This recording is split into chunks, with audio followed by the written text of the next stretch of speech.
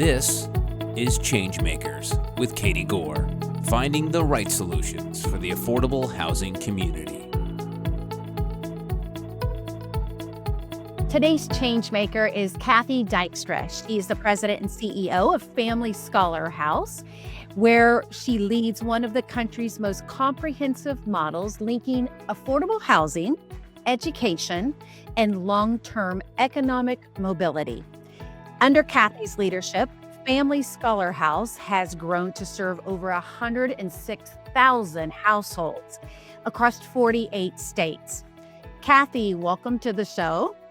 Thank you so much for having me, Katie. I'm delighted to be here. It's a pleasure to have you here, and you fit a very niche audience of what you're serving in these households. And I want to get into what Family Scholar House is doing. But first, I like to open these conversations on the podcast, really getting to know the person as well, not just the program and the results and the performance. I find so often the backstory of who you are and how you got here to be so valuable for context. So, would you care to share a few of moments of your backstory and maybe what brought you to the position where you are?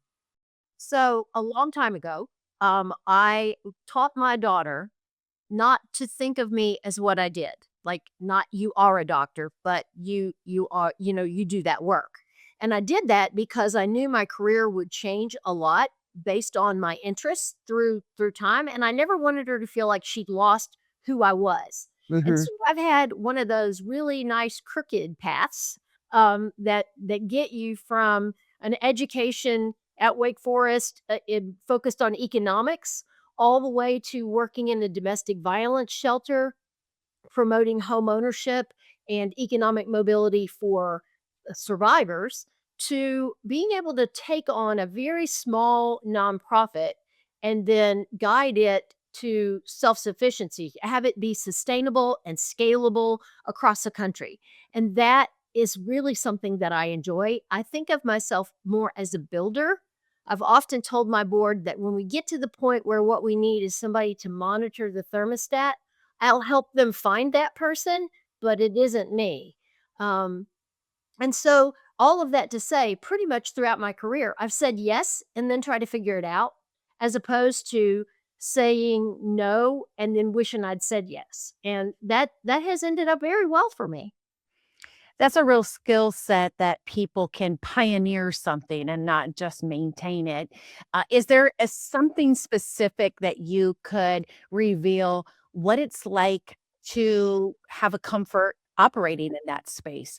That's not a given that people are comfortable being a pioneer. Yeah, I often tell our board leaders that you have to become comfortable being uncomfortable.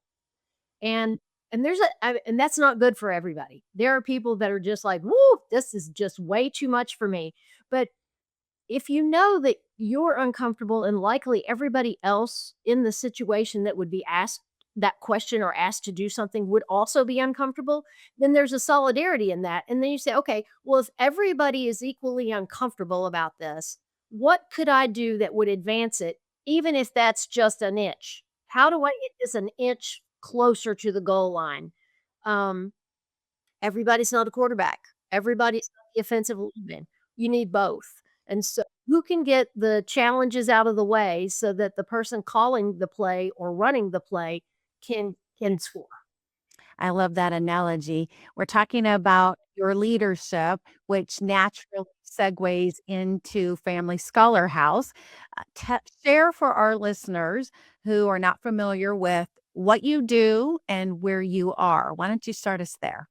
So the whole focus of Family Scholar House is to help families attain full self-sufficiency, independence from government subsidy programs by getting the education that they need for the career of their choice and then entering that. But we recognize that it isn't just about serving an adult. It's about serving that adult and their whole family. Because as one of the mothers said to me very early on, don't fool yourself, Miss Cathe. If you're not helping me with my children, you're not breaking the cycle of anything. There's wisdom in that. It's a comprehensive program that looks at how do we get our kids on the right path for a strong education, and how do we take particularly single parents and vulnerable young adults who've come out of foster care and help them enter the post-secondary space. And when I say college, I'm talking about everything from apprenticeships and credentialing programs all the way through. Anything that is post-secondary. How do we make it okay for them to choose a path and maybe change their mind, but choose a path of their own and then empower them along the way. And that's resulted in just here in Louisville, even though we serve 48 states, Louisville is where most of our residential programming is right now. 949 college degrees earned by folks that never thought they would even go to college. I think about one young woman who came to us hoping she would get a med tech degree, and she's now an OBGYN in our own community. And it was getting her in for a credentialing program and then say, "Look, you're so good at that." And then a 2-year, and then a 4-year, and then medical school, and then a specialized program after that in residency. And all that was a step at a time, not one big goal at the end, but what is the next thing? Helping people see that can often be the difference between whether they feel competent to do it, and then knowing that they have your support to help them makes everything a whole lot easier. You're delivering a program that for many industries, there's this tension that where they say, "Hey, we're just about property management. We just build the apartments. We just make sure that trash is picked up and the lawn care is taken care of." And yet, in reality, there's so much that's going on inside the unit that impacts the property, that impacts the community, and not a lot of people want to take the risk to dabble in that social space where you're operating. And so, but yet here you're telling us that you guys have taken the risk and you are developing programs with results. So speak to how leadership has had to develop this program. Like, how did you guys get started?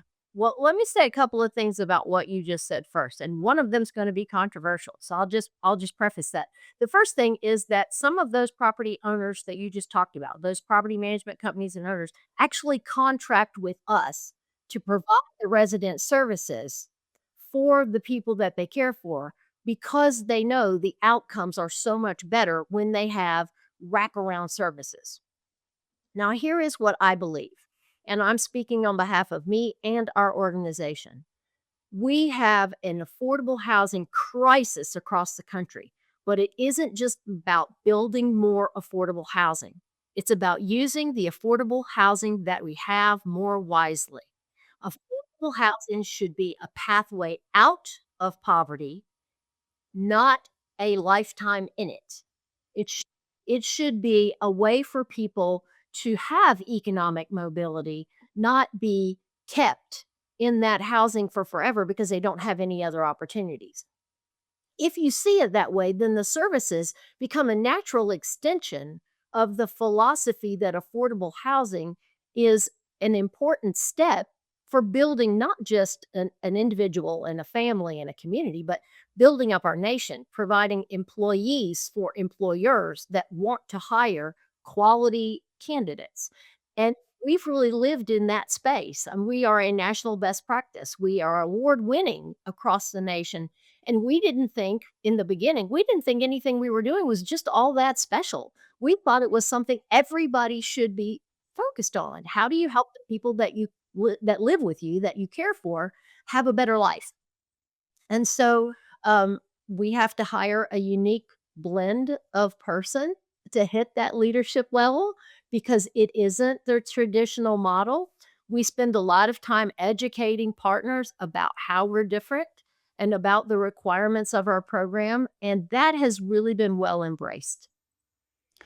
You mentioned economic mobility, and you mentioned a crucial piece here about how people can have a pathway out of poverty. And that is a link that sometimes gets to be, like you mentioned, very controversial. But I've been thinking, and I may put some writing around this because everybody assumes that you can bootstrap your way out of poverty. Why can't you just do better? Why can't you just go into a medical school? Why can't you just, go out and get a degree, get a better job, et cetera, et cetera? And so let's break down some of that myth of why you can't just bootstrap your way out. So 73% of our residential participants are the first in their families to go to college. 40%, 40% are the first in their families to graduate from high school. You imagine that that's your reality. Nobody's ever talked to you about college. Nobody in your family ever went to college. People in your family have bought into a lot of myths about college. It's completely unaffordable. It's not necessary. You should just find a job and stick with it. And the job that you are in doesn't provide enough income for basic living expenses and childcare. So I was asked one time, "Gosh, why don't your folks just work?" And I said back to this leader, I used one of his own analogies back on him. He was always talking about digging holes. I don't know why. It was his thing. And I said, "Well, if you woke up in the morning and you found yourself in a hole and you dug all day to make little footholds on the wall to get out, and at the end of the day, the hole was was deeper, how many days would you do that?" And he said, "Well, I'd stop. That's stupid." I said, "That's the situation my participants are in. No matter what they do, they can't make enough to survive. And so if they have to pay for childcare and transportation, and that affects their rent, their rent's higher because they're making money, then their hole is deeper every day. The only way that changes is if the landscape changes, is if you say, these programs, and this is the way we see it, these programs are for a timeout, are for a space in life where you can get all of the resources together so that you can do things that will ultimately lead you to self sufficiency. And that is getting an education, whether that's a credentialing program or all the way through a 4 year degree or even, an advanced degree. 62% of our folks go into healthcare. I don't think there's anybody that disagrees about the need for healthcare workers across the nation. It's a huge shortage. We need those folks. But how do we expect them to be able to do it all if they can't even afford to go get the credentialing they need to do it? So this is, really looking at the systemic problems and addressing those at the root cause. Mhm. You mentioned the example of a person you mentioned the example of a person who was gonna start out in a med tech role and then went on to be an OBGYN and a doctor, and we think a lot in metrics of those types of, aspirations and degrees, but I'm sure you have more examples. Would you like to share another, example or 2 about how somebody moved out of that path of poverty? I have so many stories, and they're so amazing. And the thing is, I'll tell a story, and somebody will say, "That's so extraordinary," and I'm like, "No, she is exemplary, yes, but she is representative of all of the participants that we have because everybody's story is special." I think about one young woman who very early when I got to our organization, they were tiny. They were serving 4 people. I'd never worked anywhere where you had 4 staff members and 4 people that you were serving. It's a one-to-one ratio. Nobody can sustain that. So a lot of things needed to change. And just as I was thinking about whether or not this was really a good fit for me, a young woman walked in. She was 18 years old and she had a 4-year-old son. That means she had a baby at 14. And she looked at me and Katie, I could see it in her eyes. She actually believed I could help her. And I wasn't sure I could help her, but she believed I could. Good student, had graduated from high school, very, very shy, had been in foster care. And the father of her baby was 20 years older than she was. And there was a relationship between the father of her baby and her foster parents. And so There was a lot of stuff going on that could not possibly be blamed on her. Her son was born, and they decided we'll raise him like her brother and have them both in foster care until she turned 18 and decided to age out of the system. And all of a sudden, she's a mom. She's a mom. She's a high school graduate. She's terribly shy and afraid. She doesn't know what to do, and she has no place to live. And I think about her a lot because when she came to us, I was then immediately responsible for her and her son. And I understood that I was, and I wasn't afraid to be. I was afraid to fail them. I wasn't afraid to be responsible. I was afraid to fail them, which I worked really hard with my staff to make sure we were doing everything that we could. She is now, first she got a bachelor's in psychology. She is now a nurse and a homeowner, and he is a college graduate. And all of that came about because after not having a true family for most of her life, she found a family in us that would offer, and this is so important, unconditional love and accountability in equal measure. In measure. We held her accountable, but at the same time, we supported her in achieving the goals that she had set and the expectations that we had. For instance, all of our folks have to be full time in their post secondary program. I don't have a donor that wants to help somebody take one class a year. They need to be actually focused on that. And so that can be hard, but that means we provide the academic coaches, success coaches, family advocates, mentors, tutors, all of the support people to make sure that there are no gaps in service and that people are comfortable asking for help. And I think we can both admit that asking for help can be really hard. And if you can get them to the point where they are okay with asking you for help, then you know what the need is and you can help them figure out how to meet it. What an amazing example of really moving people forward, bettering the community, and, it's just such a success story, and I know you have that multiplied times so many other numbers. You mentioned donor. I'm sure this program is not happening, without partnerships. Can you explain a few of those dynamics? So we've had all kinds of partnerships through the years, and my approach to that is like a Venn diagram.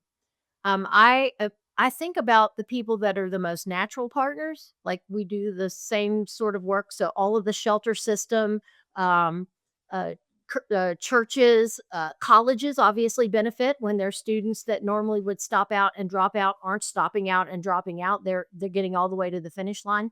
Um, those sort of partners. But then I also think about the most unusual partners. Who is it that you would partner with that just feels like, what is the overlap? And it might be as thin as a hair.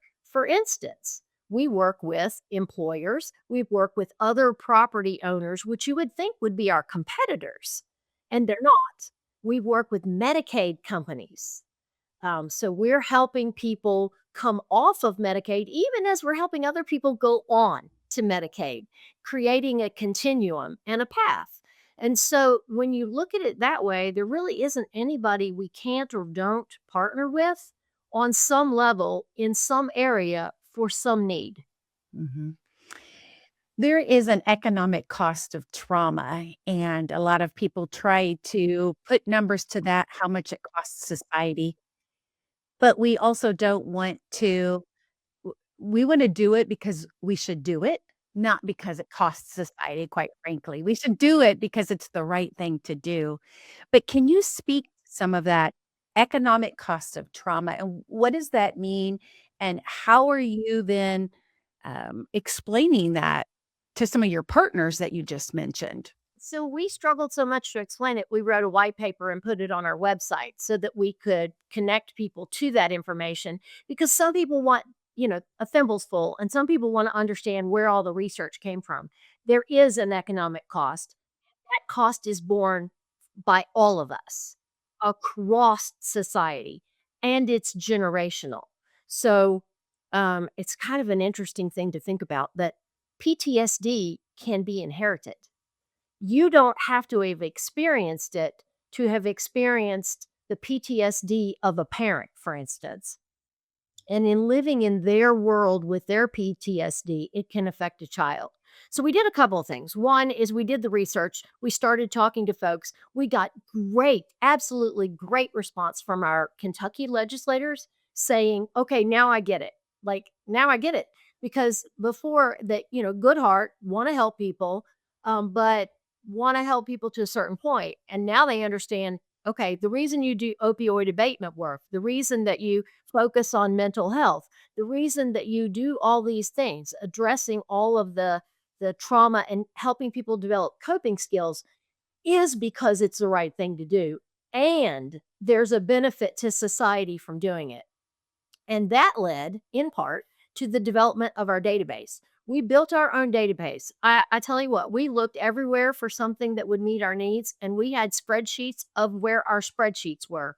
And you get so big that the spreadsheets are just not cutting it. So we built our own database with the help of the Humana Foundation. They funded the initial build, and it tracks 250 fields of information for every household we serve, including their trauma, particularly for those that have experienced what we call complex trauma, so polyvictimization.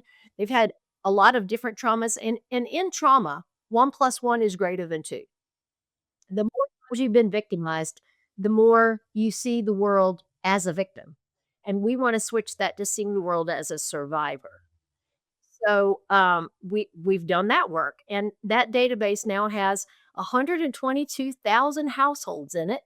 Of that, 86,531 are Kentucky households, and our Kentucky legislators come to us for data. Now they're not getting names, but they are getting an indication of what works and what is most cost effective, even in helping families overcome this. Um, and that has just been such rewarding work because we don't just use it with external partners. When you have a young woman or a young man that they're saying, I just have so far to go and it just feels like I can't do it, and you can help them look back on how far they've come, they can find a renewed strength in pursuing their goals. Uh, and we use the Arizona self-sufficiency matrix, so it's a very objective scoring method. But one of the really cool things with an external partner that came about is one of my dear friends, Senator Julie Rocky Adams. She's a state senator here. Developed a legislation around strangulation, and she had a lot of peers saying, "Oh, just don't talk about that." Strangulation is an awful thing. Uh, but what we were able to do, and in part with the work with trauma, is helping people understand that strangulation isn't just a crime; it's a traumatic brain injury. Strangulation, you may learn differently, which you may qualify for support from your college or university that you did not realize you qualified for or that was available. Your brain is different. That releases a victim from the feeling that they're responsible for why they can't learn the same way they used to.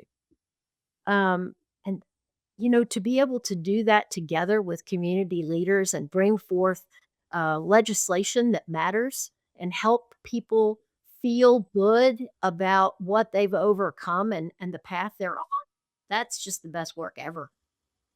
That we combine housing with that. I mean, I don't lose the sight of that because if you don't have housing, doing all this other stuff is super hard, right? You just can't do it.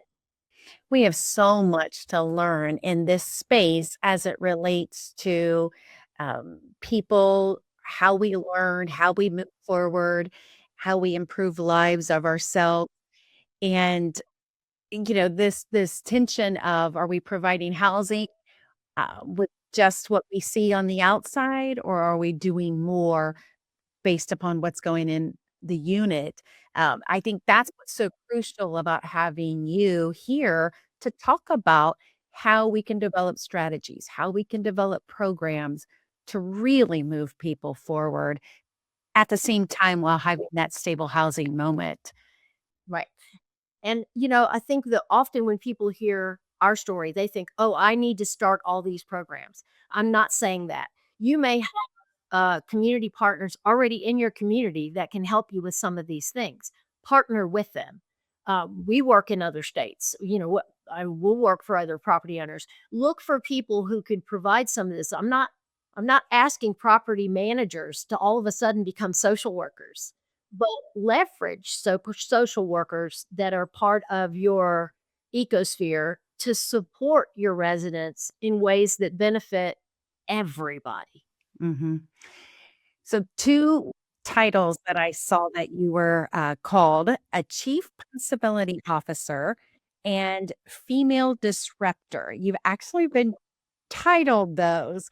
Uh, what do those titles mean to you? Well, first, the chief possibility officer actually came about from my board quite a few years ago, and it comes from saying yes and then figuring it out. Like, because I would always say, What are the possibilities? Let's look at the possibilities." And I knew they really got what I did when they named me that and then described somebody else in the community as the chief impossibility officer because he said no to everything. And I thought, okay, well, they get what I do. Um, as a disruptor, I think what I like about that is that it says I'm not content with status quo. I'm not content to say, well, we help those young women, we help those families. That's good enough. It's never good enough. We have to be doing more. And that isn't just about us doing it. We have an affiliate program that helps other nonprofits replicate our work because I don't want to do it in Seattle, Washington. I want folks in Seattle, Washington to care about their community enough to want to replicate the program. So when you look at it, how do we disrupt the way things are done now in meaningful ways that create a new norm for how things are done, and then we're going to disrupt that one too. Mhm. I really, really appreciate this because I've talked openly about some of my own housing instability, being homeless and living in a tent, living in subsidized housing, living in crappy housing. And there's pieces of this, though, that don't have to be overcomplicated, but it does take a person like you to be willing to be the disruptor and to explore the possibilities and navigate the risk. I'm really hoping that somebody is listening to our conversation and it just hits a certain part that they are willing to then take a leap and be a self-appointed disruptor in this space. So I really appreciate you sharing.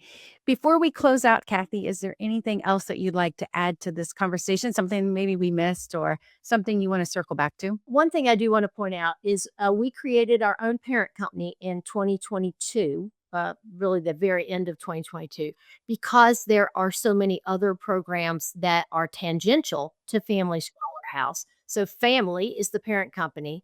And I would encourage people to get on familybrands.family or familyscholarhouse.org to learn more about what we do to see if there is a way for us to help them leverage, you know, uh, resources in their own community to do similar work. We let other nonprofits use our database, compartmentalize their information off, that they then have the kind of data that helps them write really good grants to get support that they might not be eligible for if they didn't have the data. I love a story, but I want it backed up by data. I love data, but I want it backed up by a story. So the combination of those things, we want to help other nonprofits, not just help people, yes, but also help other nonprofits help the people in their communities. Mhm.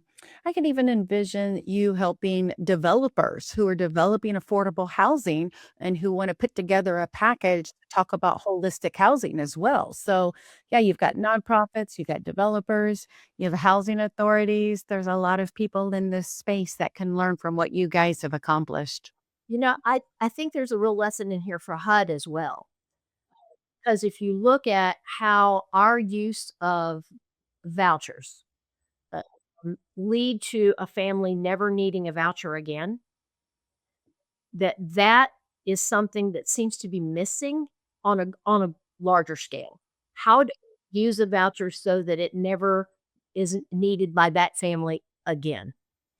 It'd be great to see the self-sufficiency piece that's already existing in the program, but to really, really be funded at such a level that decision makers could come out and utilize platforms to say, all right, let's go.